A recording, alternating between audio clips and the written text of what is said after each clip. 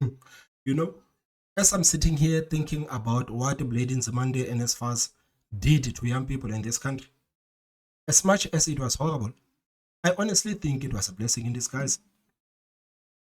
I don't think South Africans are actually giving Outer enough credit, man, for actually exposing these people, man. Outer has been exposing people for such a long time, and South Africans are not giving them enough credit, man.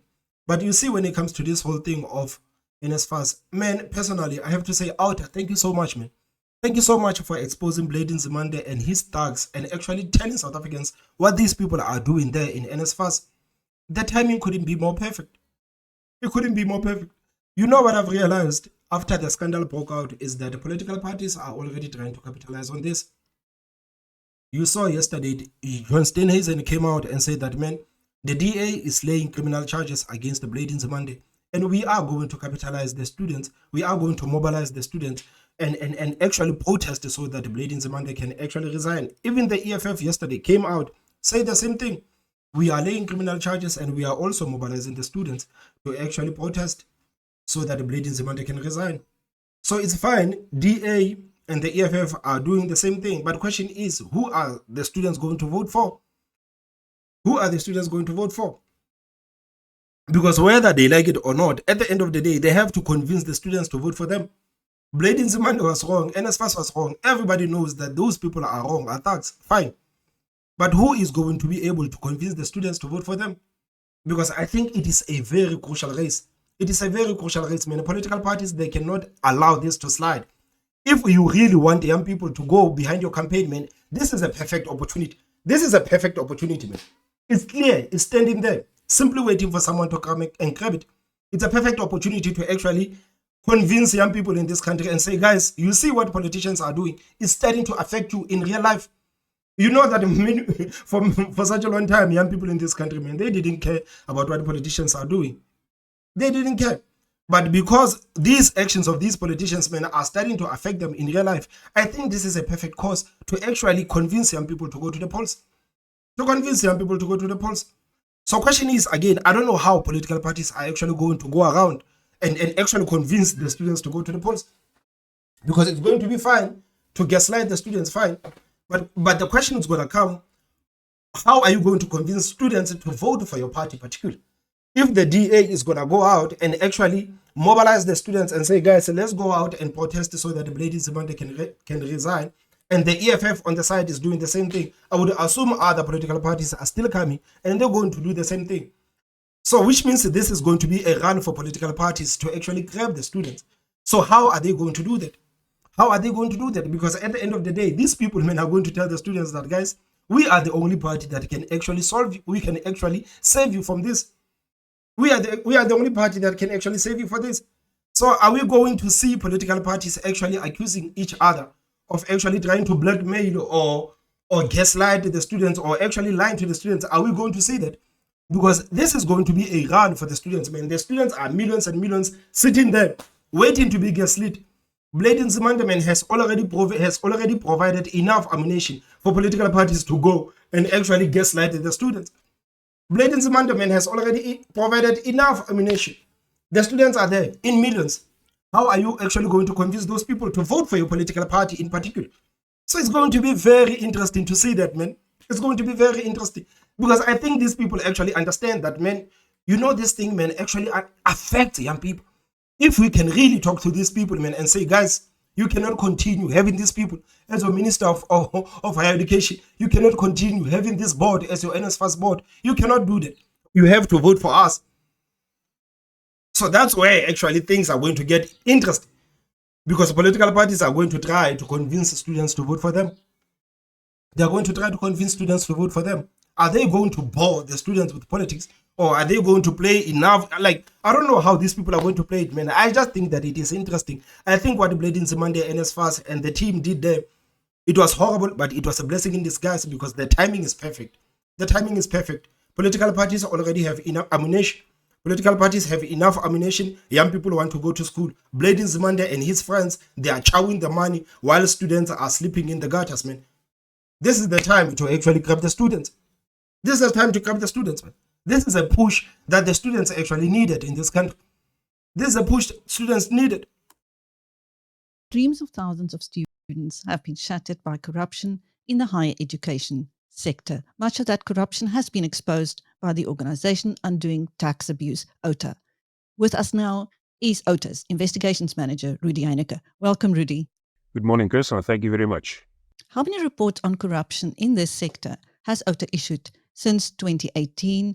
And what was it or who sparked your investigations into corruption in this sector? We received whistleblower reports in 2018 on dubious contracts with service providers at Services CETA. We looked into, what was given to us by the whistleblowers, and we decided that we are going to ask Services CETA for the tender documents with a PIA application. They refused us, access. We had to go to court. After almost 3 years, we got a court order that ordered Services CETA to hand over all the information we were looking for. And only then we could start to really, put all the puzzle pieces together. And then the first investigation report was on a similar tender that was advertised by Services CETA, for the direct payment of stipends to students. And the people that we identified there in that investigation, we followed and we kept track of them. And it's not surprising for us that, some of the same names are appearing now at the direct payment of allowances scheme at Nsfas. But just to go back to that time, I must say, I think that you interviewed a whistleblower some time ago with regards to corruption at Services CETA. And I want to say today, wasn't it for those three brave souls, we would not have been speaking today, because that sparked the whole investigation in the higher education sector for us.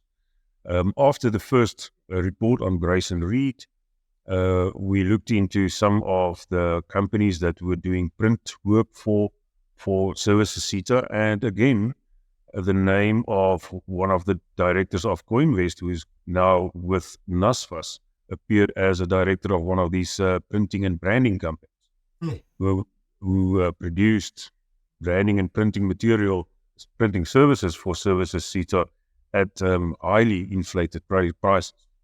So once again, wasn't it for those three brave souls, we would not have been here today. And I think the country owes them a huge thank, because of them, this corruption throughout the Services CETA, Nsfas, and the higher education sector at large, has opened up for us. And Lady Nzimande says there's no need for him to resign. They say that there's nothing wrong with what they did. But why did you stop working with higher institutions? Why did these people think it was necessary for them to sideline higher institutions and actually hire 4 companies to actually pay the students? I mean, that's when the problem started.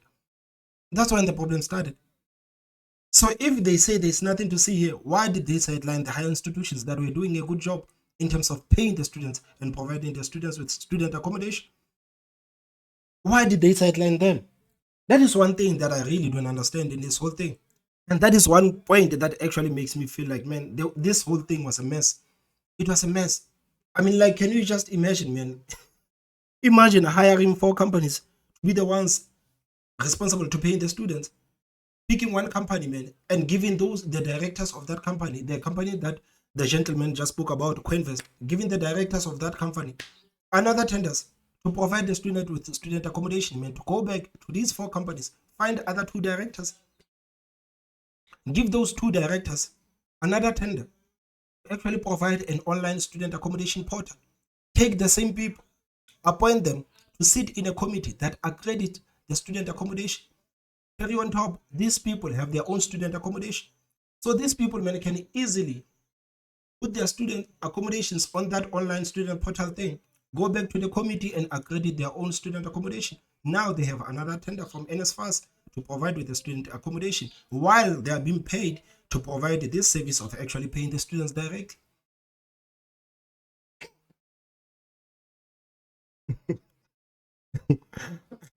Man, and the arrogance of the minister, man. Did you guys see the arrogance of the minister? Did you see his arrogance? He actually believes that, man, he did nothing wrong. He believes there's nothing to see here. The students are suffering. He says that Nsfas has been doing a wonderful job. I mean, like, guys, where is this guy living? Where is this guy living, man? Students have been protesting for such a long time in this country. And the higher minister comes out and says that Nsfas is doing a wonderful job. He's doing a wonderful job.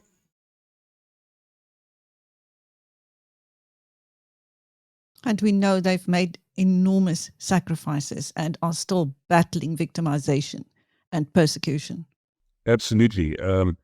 I know I've still got contact with one of those whistleblowers, and it was just hardship for her from the day that she got. And guys, don't we have the laws in South Africa to actually protect the whistleblowers? Why are whistleblowers persecuted in South Africa? Don't we have the laws that can actually protect the whistleblowers? Because we need whistleblowers, man. Every society needs whistleblowers. So in South Africa, whistleblowers actually don't have protection, or what? Suspended and eventually fired up until today, and that's the sorry and the bad part of how the country is treating whistleblowers. You know, these people must be seen as heroes, and this is what they are going through. So that it is a very, very sad state of affairs. Really, to go to the... So we understand that the whistleblowers are being targeted, and we know the people whom the whistleblowers actually exposed. Why are those people actually not actually, like, why isn't there something done? Because if you are going to come out and expose what Nsfas and the higher institution is doing, and the next thing your life is under threat, I mean, like, it's clear who is threatening you. It's clear as day. Why isn't something done there? I mean, like, it's clear as day. If you're going to expose someone, suddenly your life is in danger. Clear. I mean, like, it's clear as day. It's clear as day. So these people, man, they're being persecuted in South Africa for actually being the whistleblowers. And we know very well who these people exposed. Latest report, please recap for us what it contains.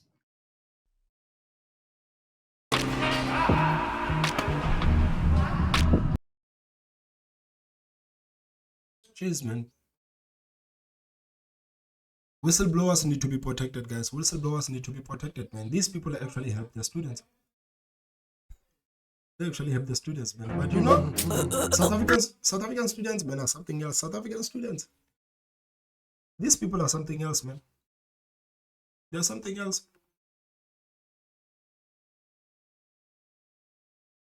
We received 2 recordings from a whistleblower late last year of 2 different meetings that were held with Mr. Ernest Koza, the chairperson of Nsfas.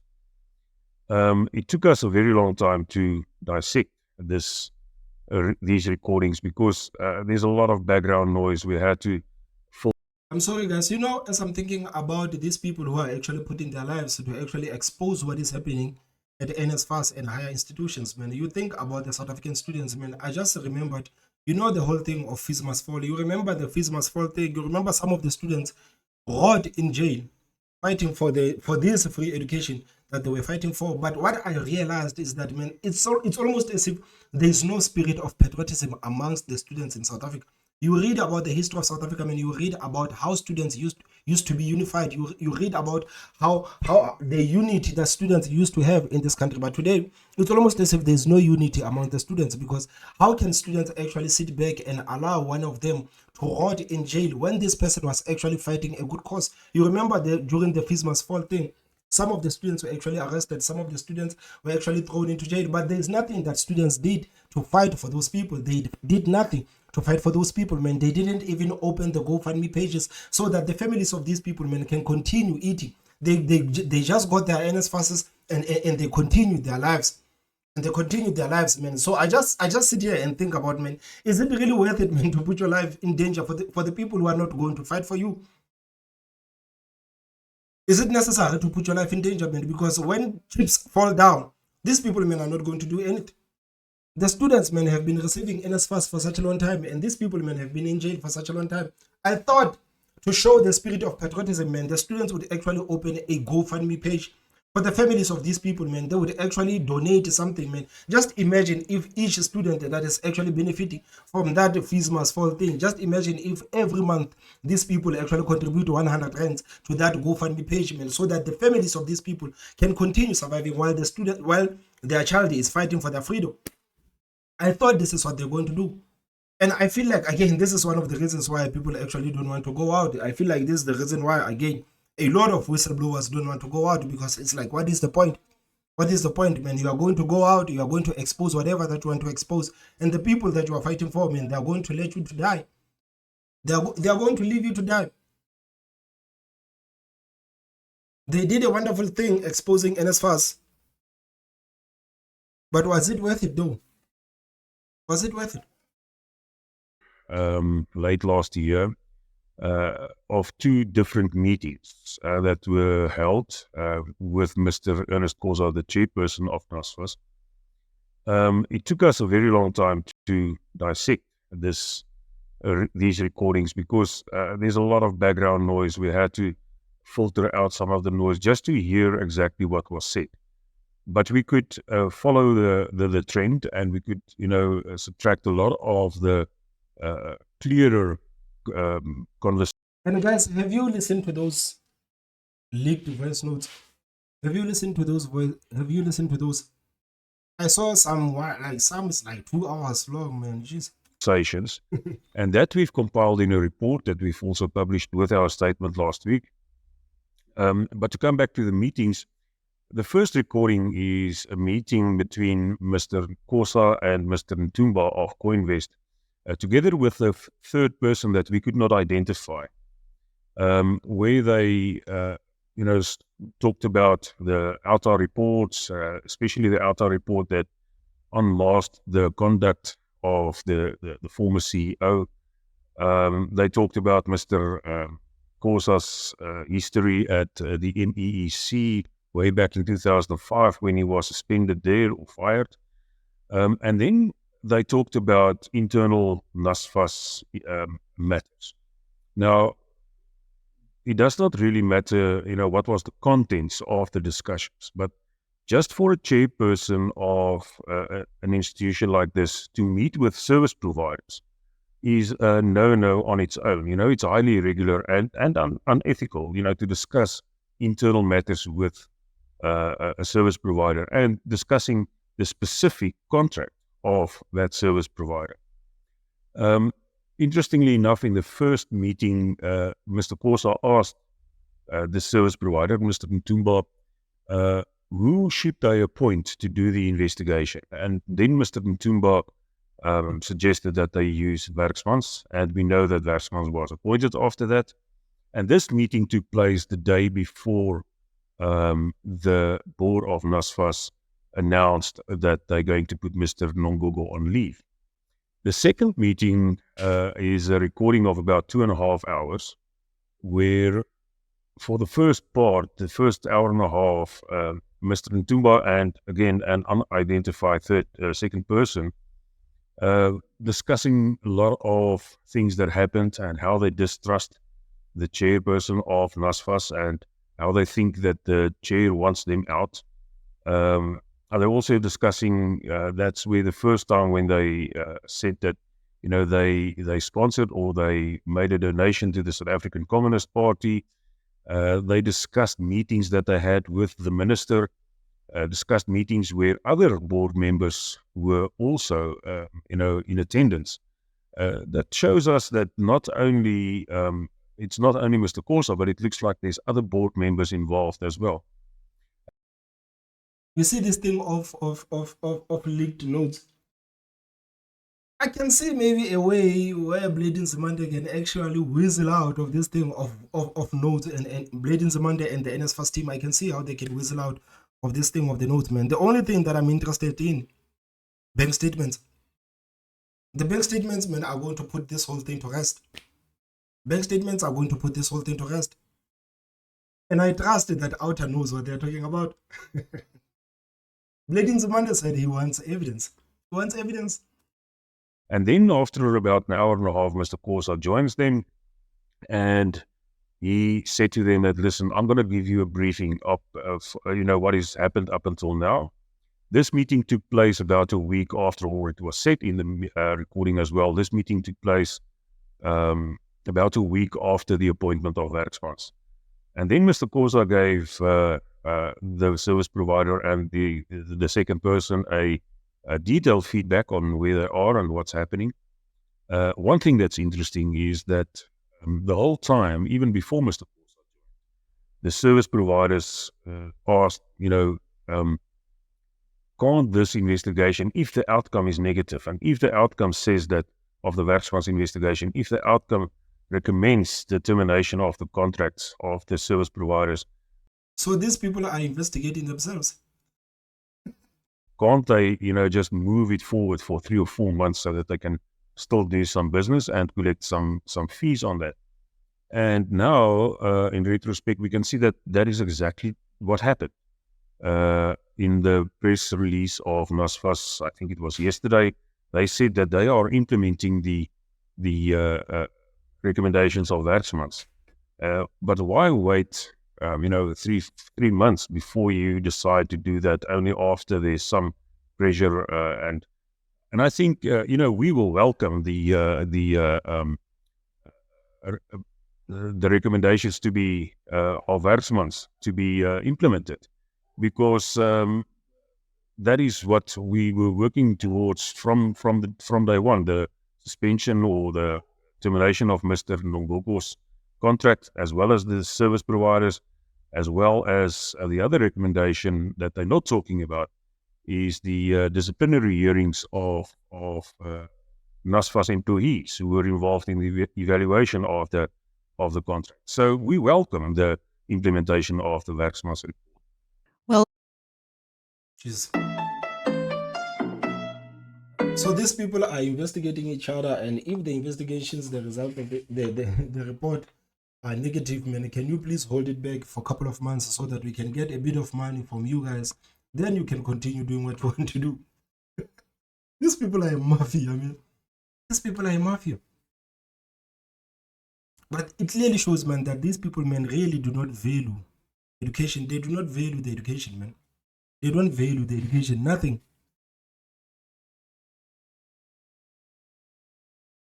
well, the minister and Dr. Corsa have issued denials.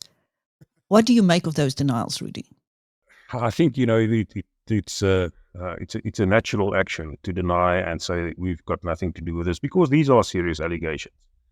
And it is not us who are making the allegations. It is people in discussions with Mr. Corsa making the allegations of money that changed hands, of the implementation of the contracts, etc., etc. So we are just the messenger. What is really sad is that never ever in these recordings you hear anything about the service provider and the chair of Nsfas talking about the well-being and how they're going to help and sort out the problems to make life easier for students. They don't care about that. They don't care about that. There's no need for them to concern themselves with the students. But it's very brave of these people, man. It's very brave of these people, man, to take the money from the students and to share it amongst yourselves. While the students are starving, the students cannot even find a place to live. You people are living, you are earning millions on top of millions while the students are starving. Man, these people are so brazen, guys. Yo, they're so brazen, man. This thing, man, is like, when someone steals money that is supposed to build toilets, and the next thing you hear that children are dying in the pit toilets, knowing very well that, man, there was a politician that was supposed to build these toilets for the students. Now students are dying in the pit toilets, man. Students are dying in the pit toilets. Guys, can we say this is treason? Because if you are going to hinder the future of young people in this country, man, I think it is treason. I think it is treason, man. You are directly going against the country. If you are going to hinder the future of young people in this country, you are directly going against the country, man. And I think it is treason. It is treason, man. These people, man, have been, like, the crimes that these people commit You think about them and you think about the implications of those crimes, and you're like, man, these people, they don't care. They don't care. You remember that guy, I think his name is Edwin Sodi or what, that guy in Pretoria who was supposed to build a water treatment for the people there in Pretoria. He didn't do that, man. Then people died. Cholera killed people, man. People died in South Africa because of cholera. After so many years, people died in South Africa because of cholera. And today we have been told that now the SIU is still looking into the matter. The SIU is still looking into the matter, man. People have already died. People have died. And comrades, man, they are simply doing these things and they simply live their lives. They don't care. They don't care. They don't even care about the implications of these crimes of theirs. They don't. They don't. Just imagine, man, do you remember how like people were dropping left, right, and center in Hammarskraal? Because there was supposed to be a new water treatment there. It was never built. The man took the money and bought himself a new cars and new houses and everything. Didn't care about the community that was going to consume dirty water. He didn't care about that.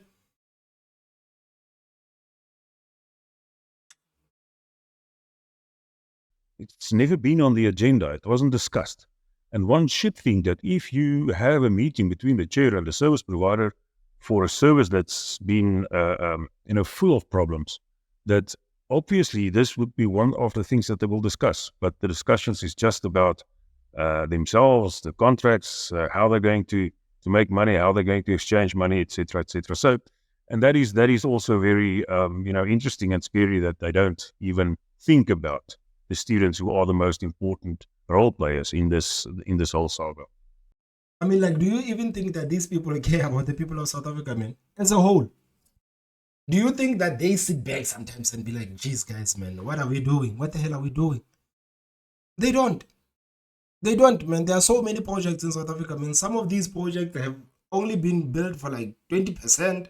Some of these projects never started. The money, even where I live, man, you see the municipality where I live, they've been promising people a police station, man, for such a long time. Last time, the mayor did a meeting and my friend and I decided to go to listen to the madness of these people, man. And the mayor was promising people that, guys, we are building you that police station. You see, we've been speaking about this police station since 2003. These people have been promising people police stations since 2003. People have been voting because they were promised the police station since 2003. Even today, the mayor did a meeting recently, and he was telling the people that, guys, now we are going to build that police station. And guess what? The people were still clapping hands. Just imagine, man, a promise. The people were promised something since 2003. They are still clapping hands for it in 2023, 2024 even. They are still clapping hands for it in 2024. It's insane. It's insane. It's almost as if our people, man, I don't know, man, you know, guys, I don't know what is wrong with our people, man. You know, we can come on these platforms and talk about corruption and talk about politicians and talk about how bad these people are. We can bash these people the whole day, the whole night, the whole year. It's fine. But at some point, we really need to look at the voters in this country, man. We really need to look at ourselves as people in this country and be like, geez, guys, clearly we don't love this country. Every day we talk about politicians hating this country, but it seems like the people of this country hate this country more. It seems like we hate this country more, guys. Are we even fighting for our country? Are we even fighting for our country? It seems like we hate our country right now. Because if we are going to allow people to actually destroy our children's future, to destroy our infrastructure, to destroy our state-owned entities, man, to destroy everything. Right now, you see people, man, in South Africa, man, the morale is high. You meet people in the streets, man, the morale is low. The morale is very low. You meet people on the streets, man, people like the morale is low, man. People have a lot of problems in this country. They have a lot of problems. So do we really care, man, as the citizens of this country, man? Do we actually care about the future of this country? Because it's starting to look suspicious to me. It's starting to look suspicious, man. You know, when you really think about it, you're like, 30 years, geez, 30 years, 30 years. I'm sure other countries, man, that are used to do this whole thing of democracy, man. You know, countries that are changing parties. I mean, like, I'm sure people are laughing at us. I'm sure people are laughing at us, man. Even the people in Zimbabwe, when we keep saying, yeah, you must go to Zimbabwe and vote out the ZANU-PF, while we in South Africa, we are failing to vote out the African National Congress. But we are quick to tell the people in Zimbabwe that you guys must go back and vote out the ZANU-PF. But here we are, stuck with the African National Congress for 30 years. It is a joke. It's a joke.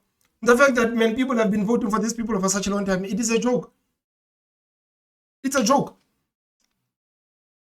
We don't have any moral high ground when it comes to Zimbabwe, man. When it comes to South Africa and Zimbabwe, we are the same. South Africa and Zimbabwe, we are the same. We can comment about what other people are going through. We can comment about the issues of Zimbabwe. We can say the people of Zimbabwe are idiots. They must go back and fight for their country. The people of Zimbabwe, they must do this and that. But you look at our own. Our own is crumbling right in front of our eyes. What are we doing? Nothing. Nothing.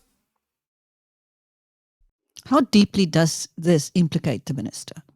I think over the weekend we have seen a lot of students, organizations coming forward and talking about this report. But all of them are saying this is just, the last piece of straw that broke the camel's back. The problems were there for years.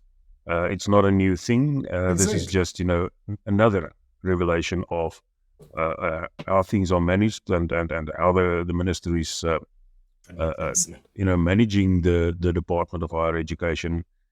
So this is a collective call for change, not only from our side, but also from the students, who are the most important people in this whole saga. I mean, like this. How did students? I'm sorry. This whole thing is going to test the students, man. This whole thing is going to test the students of South Africa, man. I'm going to sit here and actually watch how the students are actually going to respond. If February is coming, the higher institutions are opening. It's going to be interesting for me to see how the students are actually going to react. It is actually going to test us, man. It's going to test the young people in this country. Will these people, man, keep saying that we want nothing to do with politics, or are they going to go to the streets and say, man, it's enough? It's enough, man. We've been struggling for the past years. We've been struggling. We didn't know what was happening, but now we know. You guys were busy paying each other while we were starving. You were busy paying each other while we were starving. So it's going to be very interesting to see how young people are going to react, because I think it's going to determine how young people are actually going to react to other issues going forward. It's going to determine whether young people in this country actually want to take over or actually want to fight for the future of this country. Because if they stay back and continue to be complacent, then you know that South Africa is in trouble. You know that South Africa is in trouble, man. The generation that we have today, my generation, from 24 to 35, man, this generation of ours, it has already failed. That one is that it has already failed. I don't even want to talk about it. It has already failed. I'm looking at this young one, the one that are in universities, the one that are in colleges now. That is the generation that are maybe at least have a bit of hope in. As my generation, man, my generation has already failed. I don't want to lie. My generation has already failed. They don't care about nothing.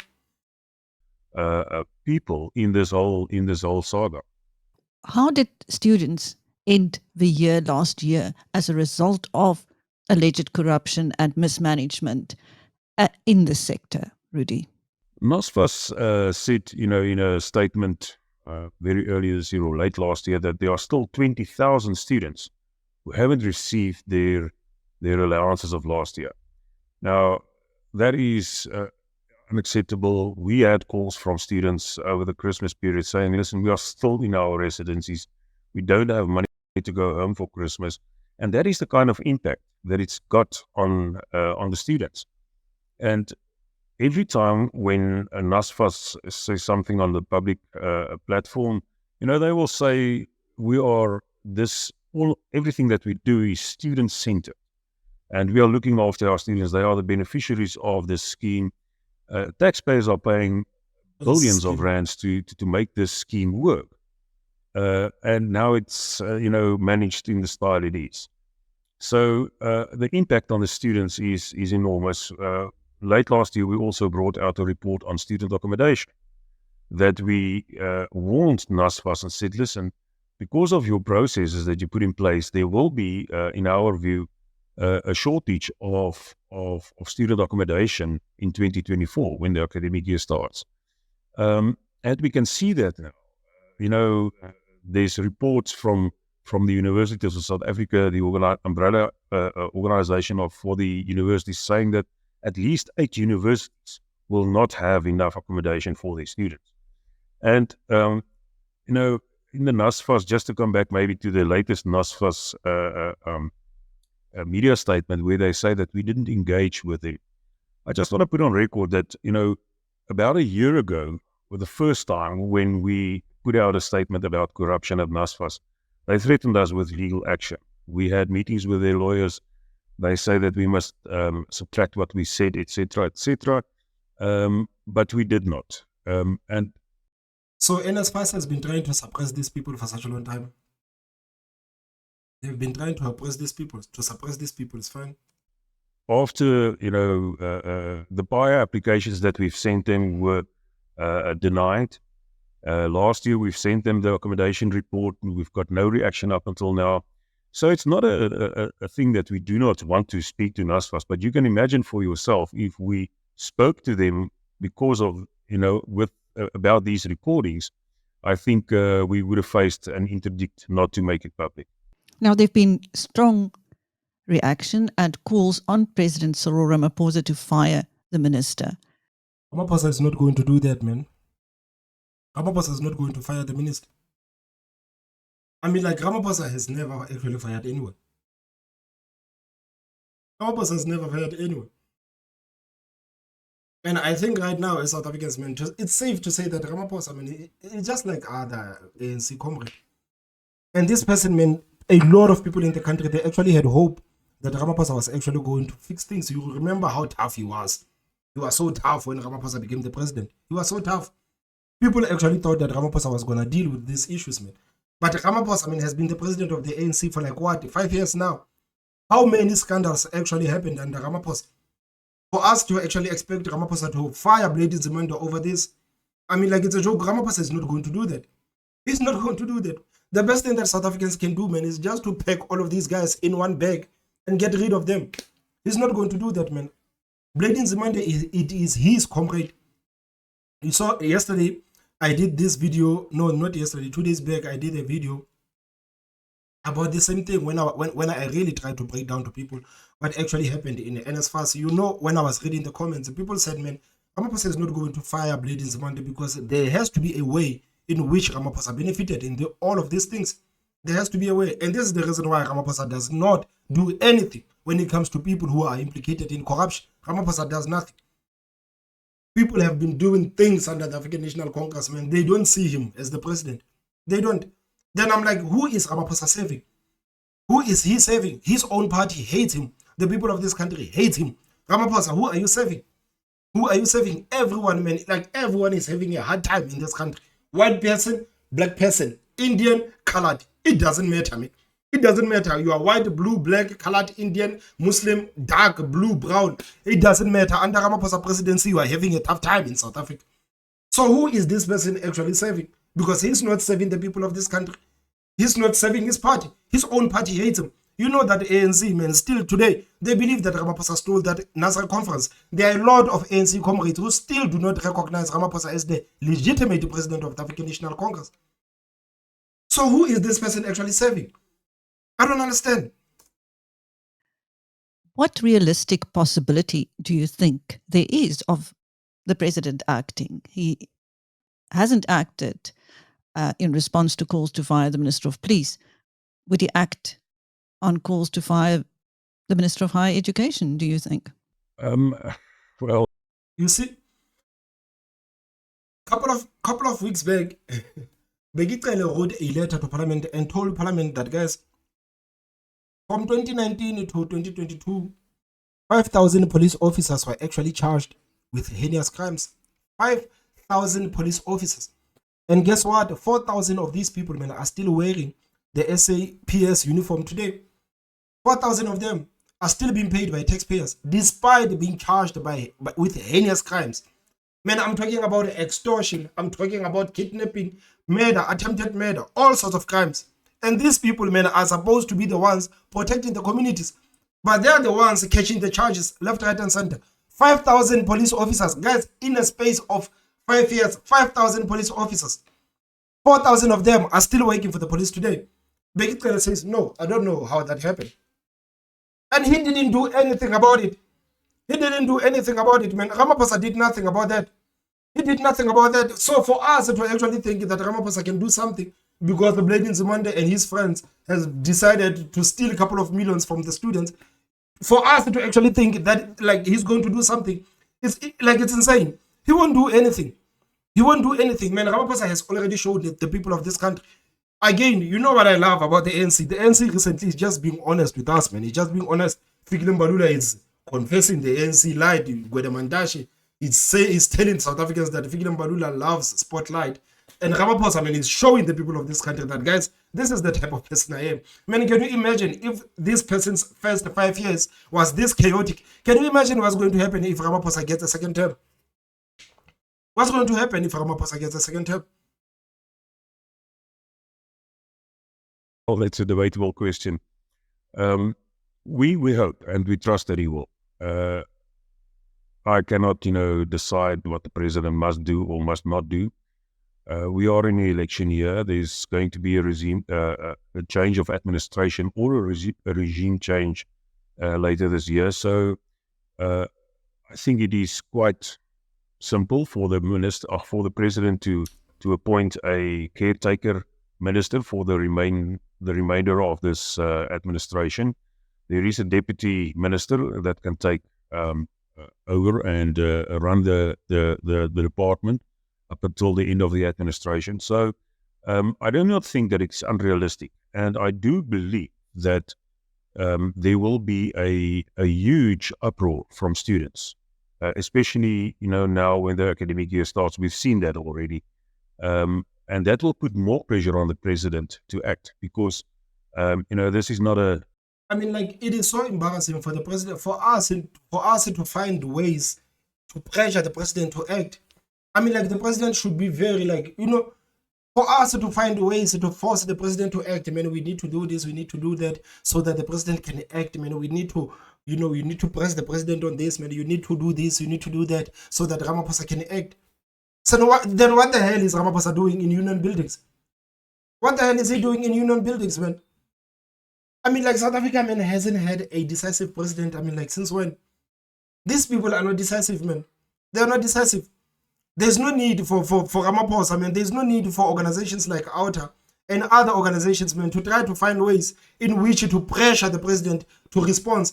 The president, man, should be able to say, man, this minister did nonsense. It's time to get rid of him. Fine. That's what the president should do. But no. We need to do this so that the president can act. We need to pressure the president. We need to press here. We need to press here. Then what the hell is Ramaphosa doing in union buildings? What the hell is he doing in union buildings? A hollow call from the public, but these are real people, real students that are facing real issues. So yes, I really hope that if the minister do not resign, that I think he will not do, that the president will take up the matter. Epidemic Sound have advanced search filters. And this whole thing of us always calling for people to simply resign, man. How about we say these people must resign, and after resigning, these people, man, must be dragged to court. Must be dragged to court, man, found guilty, thrown to jail. Saying someone must resign after stealing millions of rands, man, is doing nothing to them. You are actually telling these people, man, that now you have stolen enough money, you can go to vacation. Take your family to Paris, take your family anywhere else, go and, Why are we not locking up these people, man? We keep saying, this person must resign. No, they must resign. This person, they must resign. But is resigning enough? I don't think resigning is enough.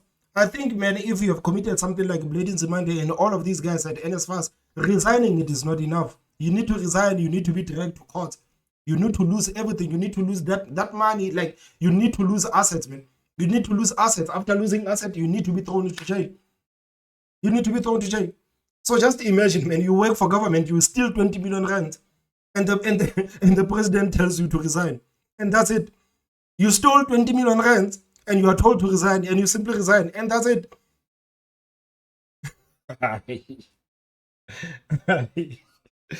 There's no accountability in South Africa, guys. There's no accountability. I understand why everyone wants to have a political party. I'm thinking of also opening up a political party, man. If this is a way to actually run away from any accountability, man, I think I must open a political party. There's no way. There's no way. You can't tell me that we simply tell people like you just resign. If you resign, then you're fine. You are fine. You can resign with your money. You can go and enjoy your ill-gotten benefits. You can go. It's okay. How is this possible, man? How is this possible? Because the South African Union of Students have threatened radical action if the president doesn't act. Yes, and that is sad because, you know, we've seen in the past that action like that result in the damaging of infrastructure and so forth. So our call to the students is that if you want to act, please do not, you know, damage your infrastructure. This thing will go in a direction between now and, you know, let's say a month or two from now. So if you protest, please do not, you know, damage the infrastructure. That's the infrastructure, the classrooms, the libraries, the residencies where you must go and get educated, you know, for not only this year, but people coming after you as well. So that is our call to the students. Some people have reacted by accusing OTA of entering the political arena. And, do you think OTA has become politicized? I mean, like, why did you say some people, man? You need to tell us who those people are. OTA is doing a God's work, man. You need to tell us who those people are. So that we can name and shame them. We're going to name and shame you. If you tell OTA that is entering a political arena when they are helping the poor students of this country, man, we're going to name and shame you. Don't say some people, man. Tell us who those people are. Not at all. We have been apolitical from day one. There's a lot of people that, you know, make these remarks that we are entering the political space. That's just absolute nonsense. We do what we do because we can only do that when we are apolitical. You know, if we want to get into that space, we get into the space that we are investigating the whole time. So no, there's no way that OTA will become involved in politics. Now, I see the ANC has called on its members to pray for the party to renew itself. Do you think that prayers will cut it without performance? Man, not even Jesus Christ can save the African National Congress, man. Not even Jesus Christ can save the ANC. No one can save the ANC at this point. I saw Fiki Mbalula yesterday and his friends, and that idiotic guy of the ANC Youth League president, you know, Colin Malachi. I saw them, man, holding the candles in Mpumalanga. What the hell are these people praying for? You just need to fix your actions. You failed. You failed to act accordingly. Then you think standing in the middle of the street in Mpumalanga is actually going to help you. It is not going to help you with nothing. It's going to help you with nothing. Just imagine praying for unity, man. Even Jesus cannot fix ANC at this point. And delivery? Well, it is, if we look at what happened in the past 30 years under ANC rule, I know that ANC people, members and officials will say otherwise, but we have seen a lot of services that just went down the drain. So I cannot see how it will get better. Nothing is getting better. You know, the same promises were made last year, you know, on the 8th of January's celebrations. So to pray for change and for service delivery and so on, I do support that. But we will see if that turns into positive action, and if it is prolonged positive action, and not only just because there's elections later this year. Thank you. That was Rudy Heineke of OTA. OTA's But I feel like, hell, I feel like the lady could have just asked the gentleman from OTA, I mean, like, do you have evidence when it comes to this whole thing of bank statements, man? Do you have something when it comes to the bank statements? Because I feel like this is one thing that can actually nail these people for stealing from students. I think the bank statements, it is the only thing that can actually help the students. I honestly thought she was going to ask him, like, man, do you have these people's bank statement, man? Do you, like, follow the money, guys? Let's follow the money. Guys, this is what Brazen Nzimande, man, and his friends are doing there in Nsfas, man. It's a very unfortunate situation that these people, man, like just decided to steal from the students. It just shows you how shameless these people are. Guys, I thought it would be important for us to keep track with this whole thing of Brazen Nzimande and Nsfas. I've made a promise to myself that, man, you know this story, I'm going to follow it through. So guys, please tell me what you think on the comment section. Don't forget to hit that like button, and the most important part, subscribe. My name is Thomas Mabaso, and I will see you next time. Bye bye.